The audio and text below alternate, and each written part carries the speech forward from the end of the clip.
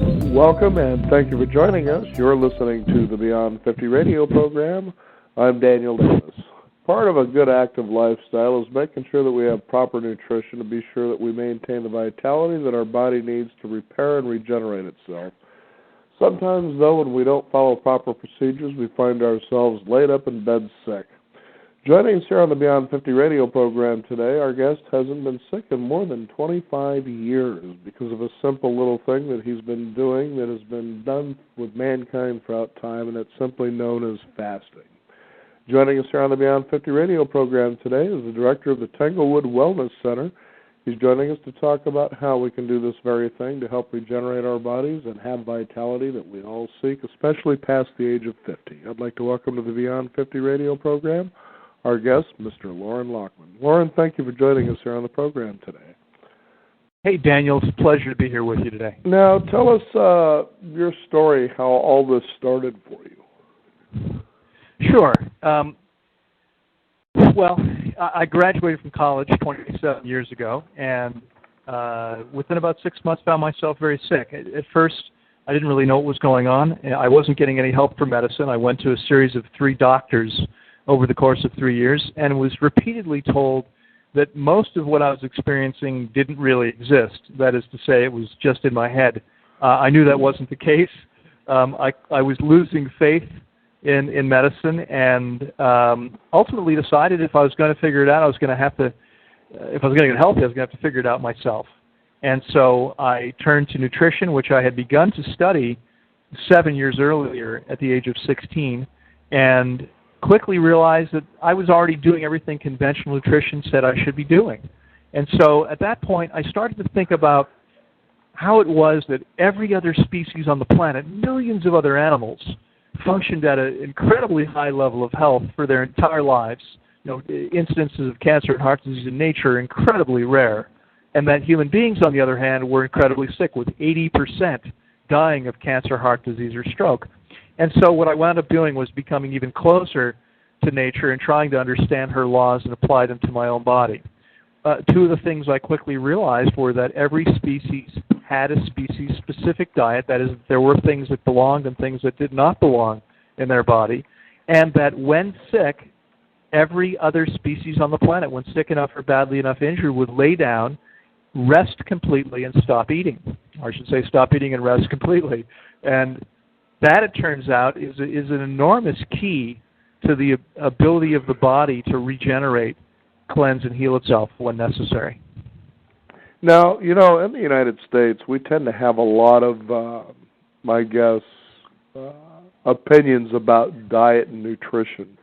And it seems that we're always chasing the newest thing, in this fad. But, to me, it's like they've just added a lot of stupidity to something that just seems to be, common sense. What are some guidelines you would like to suggest to our listeners that they begin to follow, just following a normal trajectory, and then we'll get into the fasting part? In terms of diet, well, the first thing that occurred to me, Daniel, when I started looking at my own diet, first of all, as I said, I had recently graduated from college. I was doing the best I could, basically living on pizza and beer. And there you go. I quickly realized that anything processed, anything that came in a package, didn't belong in the body. It wasn't natural to the body. I further realized, and there'll be much disagreement about this, and I understand that. I've been doing this, speaking about this a long enough time, but a light amount of study informed me that the bodies of animals on the planet that eat other animals, their digestive physiology was completely different from ours in at least 24 different ways, and that putting animal products into our body invariably created problems. In fact, the year I was born, 50 years ago, the American Medical Association's Journal of the American Medical Association published a study showing that people who did not eat animals had 1/5, 20% of the incidences of cancer and heart disease of the general population.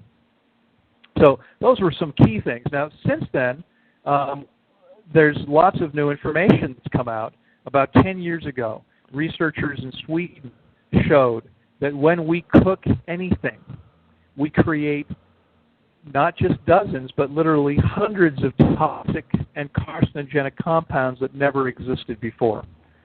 And so every time we put something cooked into our mouth, the body is actually responding with an immune response.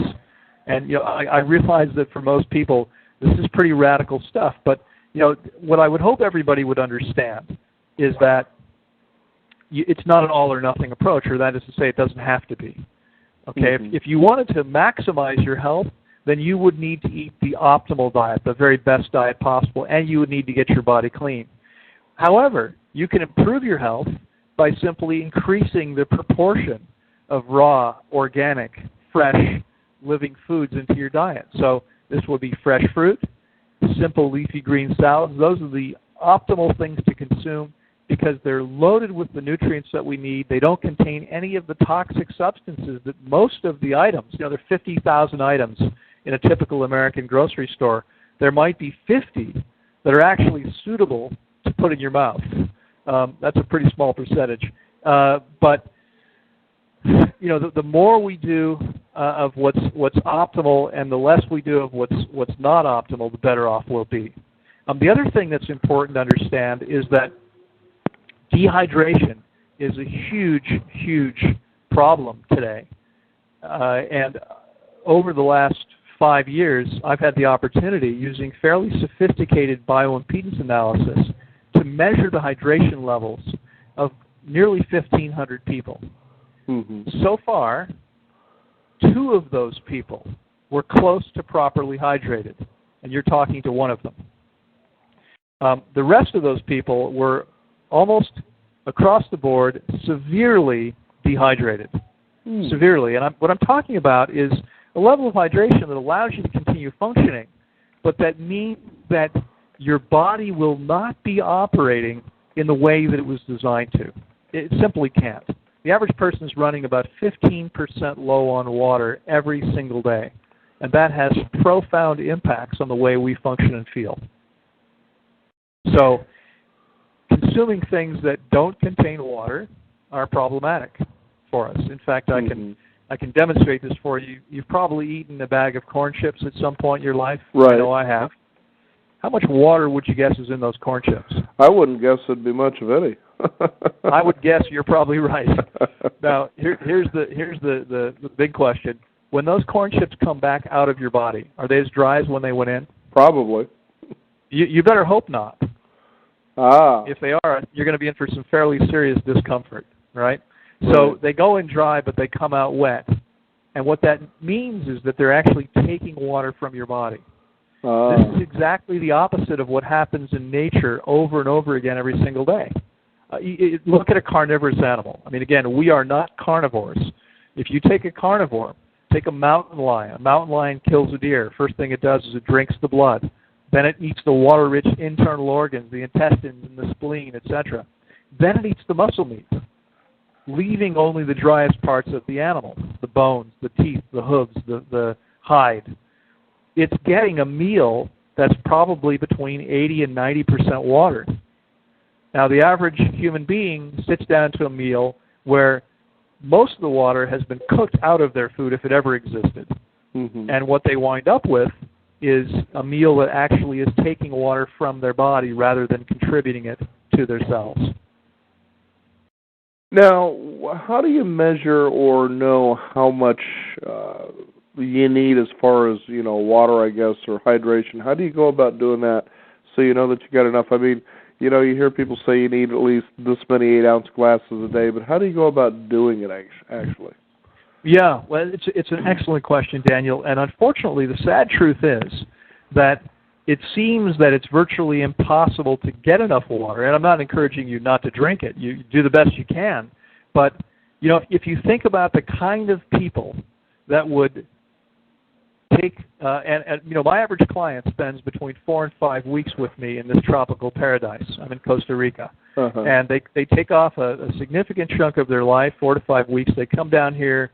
They're spending some money to get here, and they're spending some money to be here. These are not average people. These are people who are really committed to functioning at the highest level possible. And I guarantee that they will if they're coachable and willing to follow directions.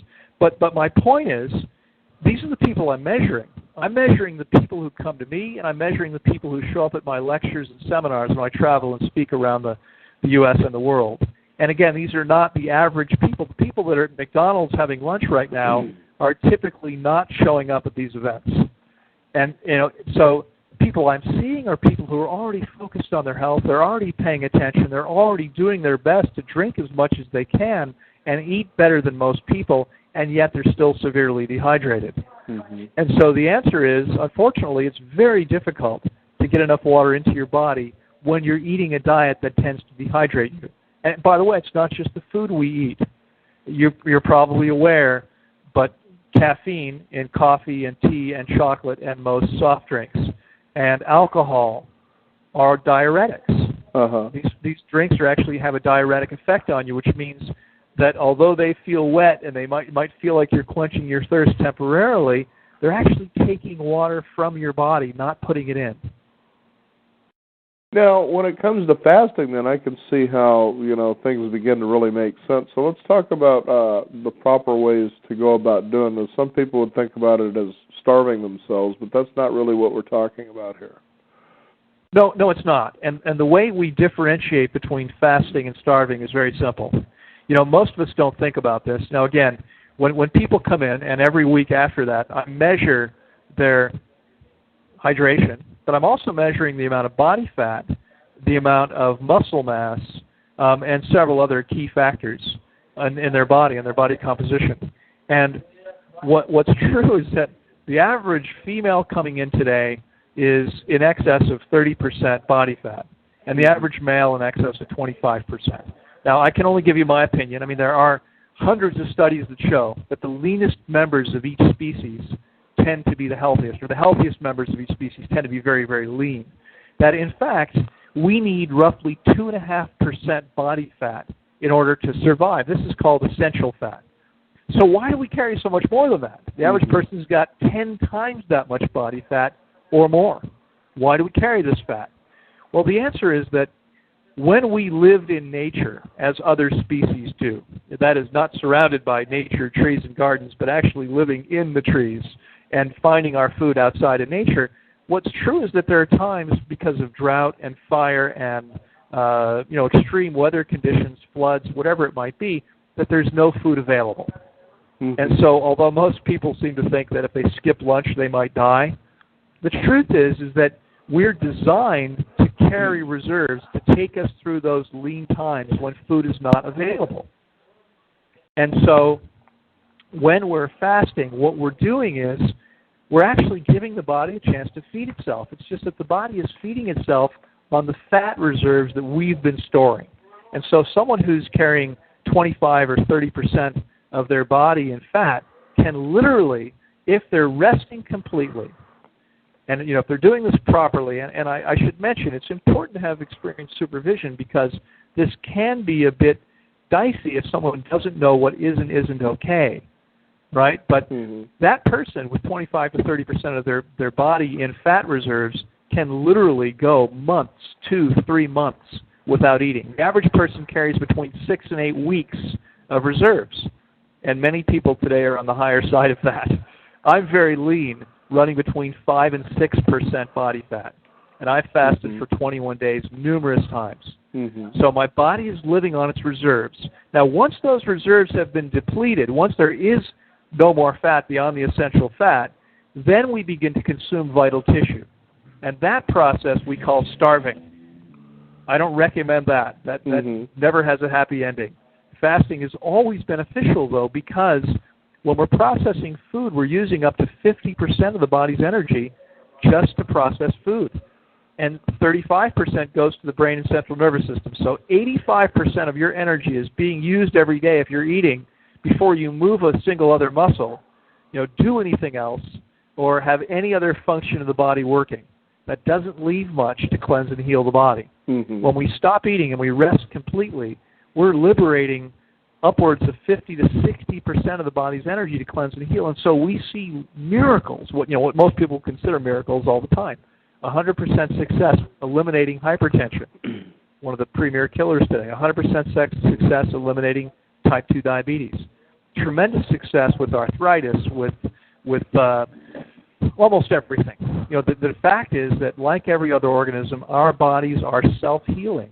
We just have to get out of the way and give them the opportunity and the conditions that they need in order to heal. Now, so would you say that, going back to the hydration thing, would this be one of the reasons that people tend to maybe have muscle aches and things like that? Absolutely. Okay. Muscles are going to have all kinds of problems when they're everything has problems. In fact, this is Beyond 50 radio, so I think we can presume that we have an audience that's older, and what we consider aging, most of it, Daniel, is nothing more than long-term chronic dehydration. Mm-hmm. Think about some of the things that happen over and over again, the things that are stereotypical for people as they age. A, skin tends to get wrinkled. B, we tend to shrink in height. C, we tend to have eye problems. And D, we tend to have joint problems. Let me just address those four. If every single day of your life, your body is 15% short of water, every single day, what it's doing is it's trying to figure out how to manage this precious resource, scarce precious resource. And because your brain, your bloodstream, your heart, liver, kidneys, etc., those vital organs and systems are going to be assured of getting all the water they need. But what that means is that there are other parts of your body that aren't going to be 15% short. They're going to be 30 or 40% short every single day. Because your body has to decide where it's going to take water away from to make sure that those vital systems get it.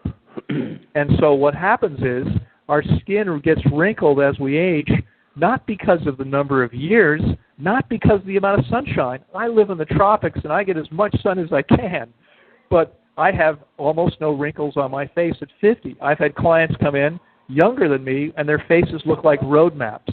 That's because long-term chronic dehydration. The skin loses its elasticity as it gets dried out.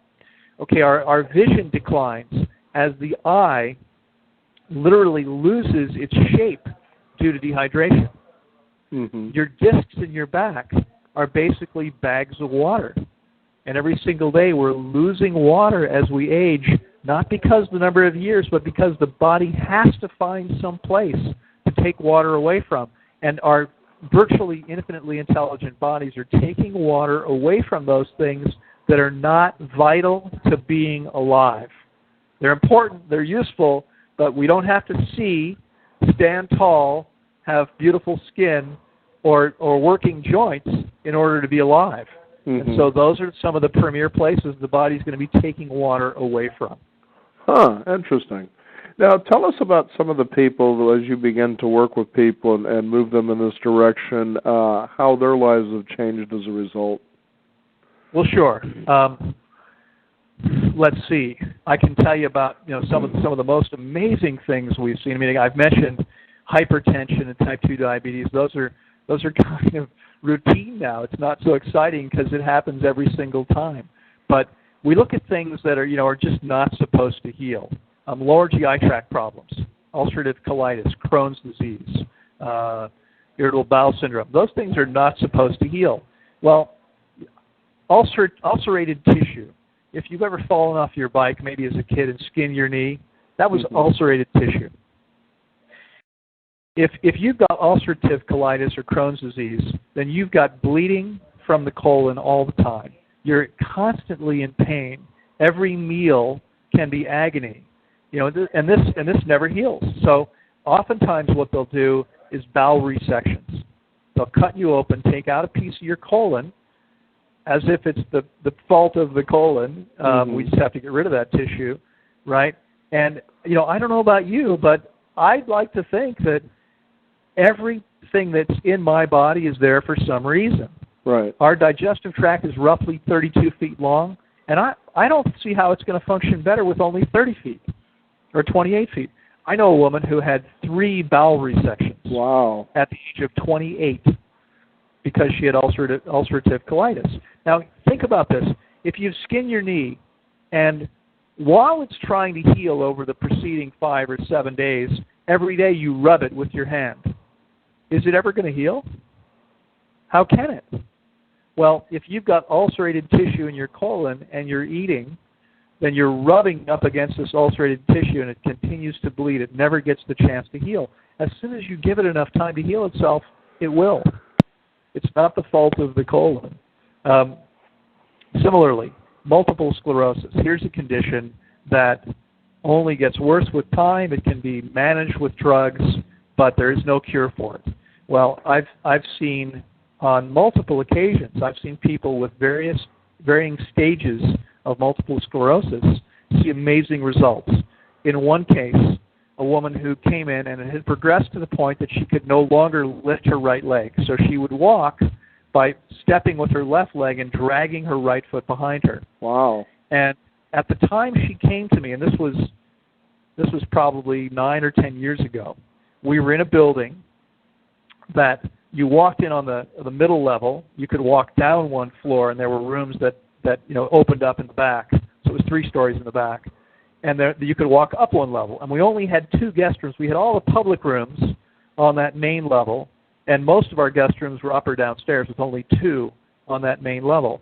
So it turned out that we had people that needed to be on that main level more than she did when she got there.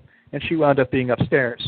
And she would walk up the stairs by stepping up with her left leg and then using her hands to pick up her right foot, to pick up her right leg. That was the only way she could walk the stairs. Wow. 6 weeks later, after fasting for 32 days, she was walking up and down the stairs without needing her hands. She was picking up her right leg for the first time in several years on her own power.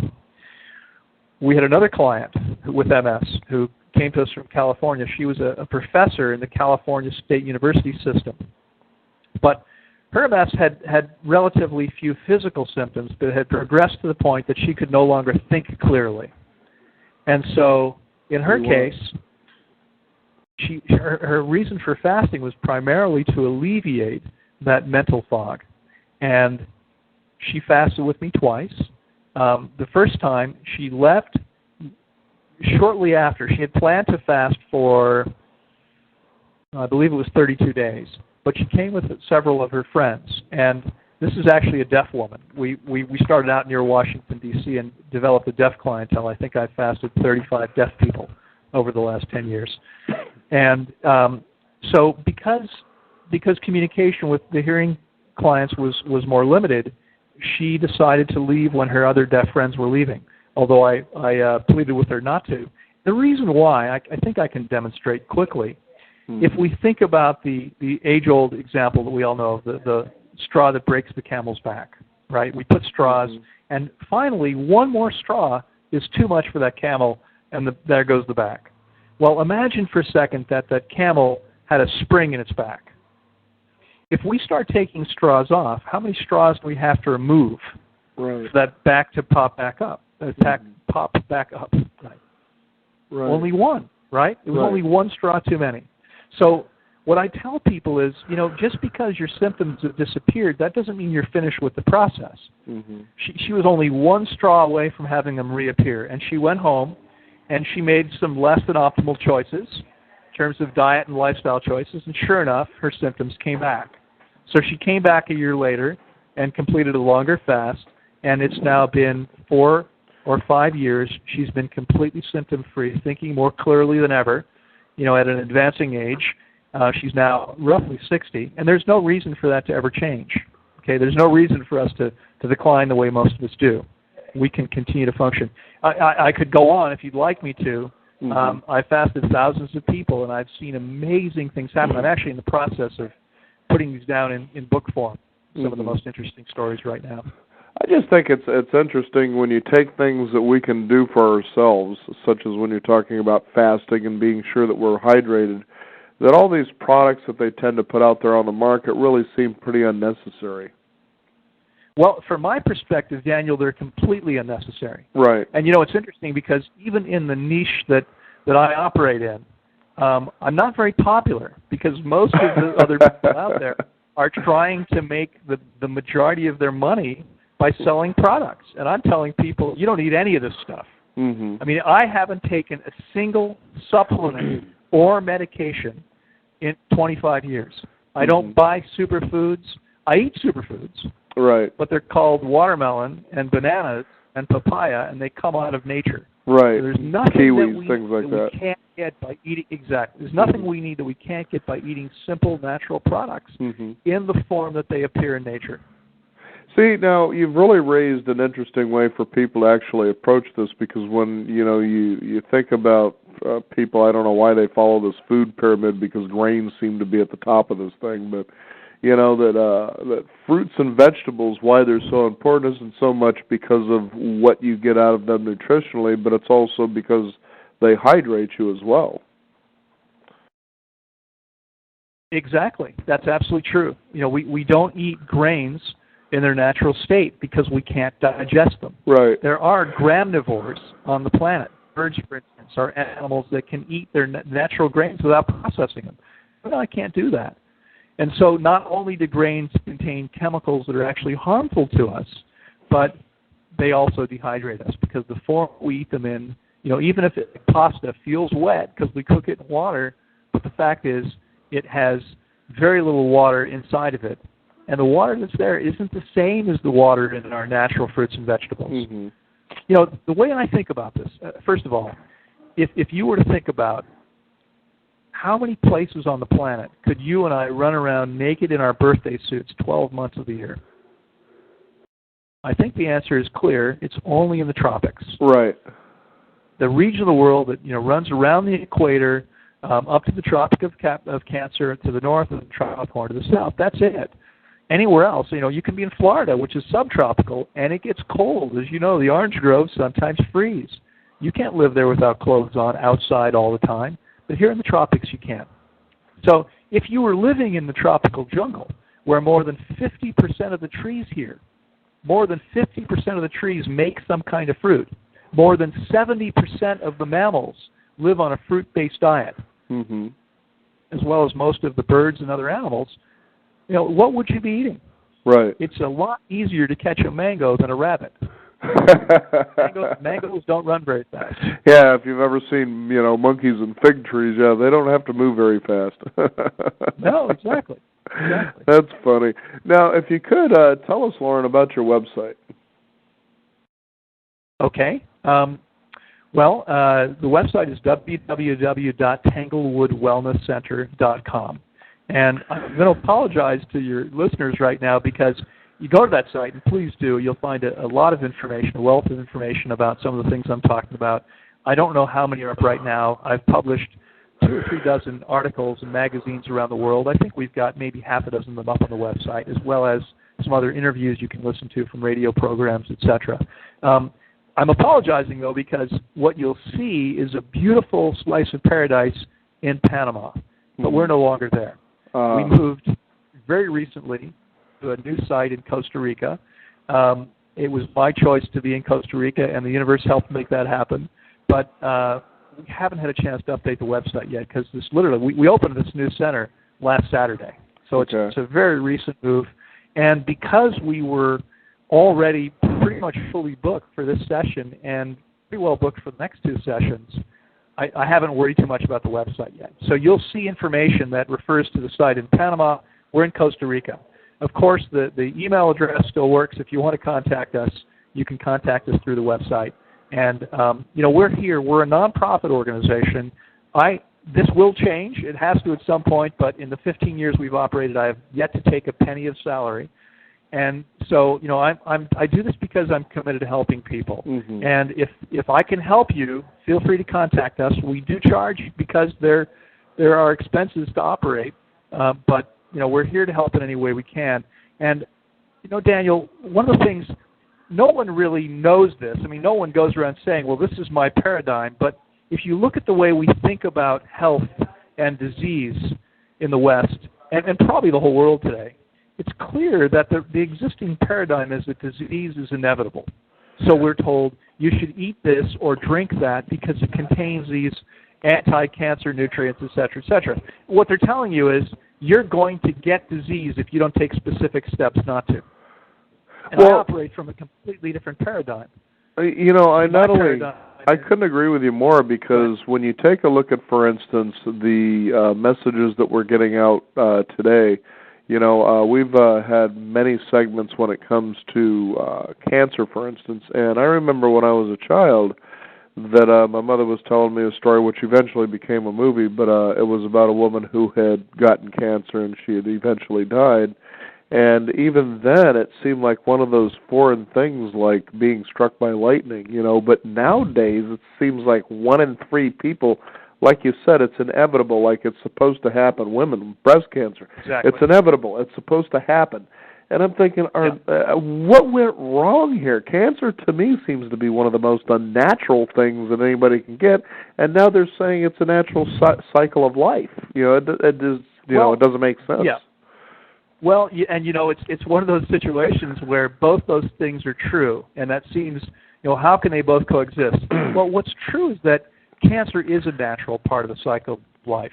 You and I and everybody listening, everybody on the planet has cancer in their body right now. However, a healthy immune system is able to destroy those cancer cells, and cancer cells form as part of the body's own defense mechanism. So it's, these cells are there, but what the body is doing is it's taking toxic materials and walling it off to prevent that stuff from harming us. The problem is that our bodies are not capable of dealing with this. So, unfortunately, what's true, for those people listening today, if you insist on continuing to make the same choices that everybody else in the U.S. is making, if you're eating a standard American diet, unfortunately, these diseases are inevitable. As I started out by saying, 80% die of cancer, heart disease, or stroke. Those are not very good odds. No. But, the paradigm shift I was going to share with you a moment ago is that rather than disease being inevitable, it is if we're making poor choices. But what's true is that perfect health is the birthright of every living species. Sure. And so my paradigm is that perfect health is inevitable if we're simply willing and able to get out of the way. That's all we have to do. And, it's interesting because fasting seems radical to most people, right? But again, if you look at nature, every species does it. If you go back in history, Hippocrates, the first Western doctor, very famous for having said, "Let your food be your medicine, and let your medicine be thy food." But the very next words out of his mouth were, "But to feed yourself when you're already sick is to feed your sickness." And unfortunately, the vast majority of people listening right now, whether they've been diagnosed with something or not, are not healthy. Because health means that everything is functioning as well as possible. And you and I both know that most people over 50 are not functioning as well as possible, right, in every regard. But I'm here to tell you that they could be, because my body actually works better today at 50 than it did at 18. Wow. I think more clearly today at 50 than I did at 18.